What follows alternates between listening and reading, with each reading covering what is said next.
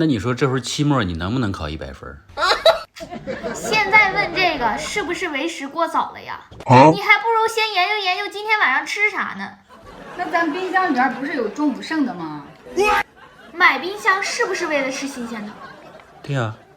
为什么买了冰箱后天天吃剩菜剩饭呢？那买手机是不是为了方便沟通？是呀。买了手机之后沟通是不是更少了？